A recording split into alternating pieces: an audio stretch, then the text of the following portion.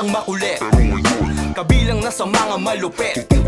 Naghintay, nagtanim ng papuring malapuno, kasabay ng pag-iisip ko na hindi tutubo. Teka, ako'y nagulat sa aking mga natamo, na totoong long life ang masamang damo. Ang damo ang tinutukoy kuya ko.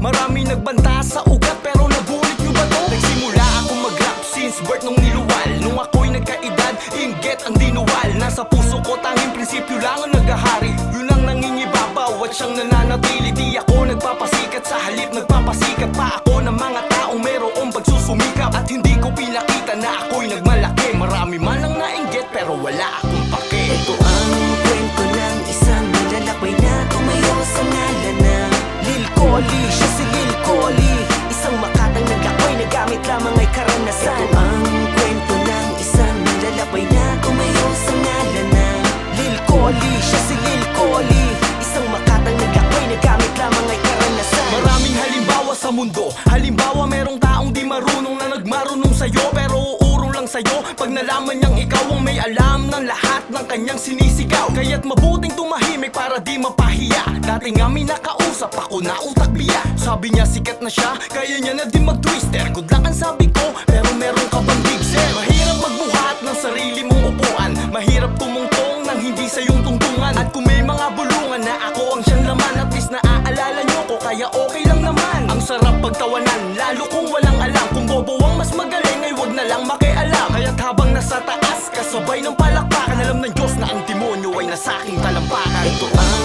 kwento ng isang malalakbay na tumayo sa ngalan na Lil Collie. Siya si Lil Collie, isang makatang naglakbay na gamit lamang ay karanasan. Ito ang kwento ng isang malalakbay na tumayo sa ngalan na Lil Collie. Siya si Lil Collie, isang makatang naglakbay na gamit lamang ay karanasan. Yung una ay walang naniniwala, walang nagtitiwala na may taong pinagpala, nakaranas na tawanan at laging kinukutya.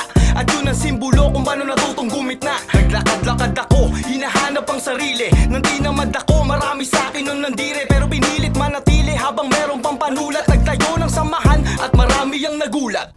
Nagkarango sa balikat, general ng mga kawal. Hangarin na pagsikat sa aming kampo pinagbawal. Bumilis man o bumagal ay may iisang muka. Yun ay pag may pumigil ay puputol lang tuka. Ilang beses nagbigay, pinagbigyan ng sumusobra. Napigilan ang sarili na kalabitin ng boga. Nagtempe sa umpisa kahit marami pang abuso. Di ako gumante kasi ginamit ko ang puso. Ito ang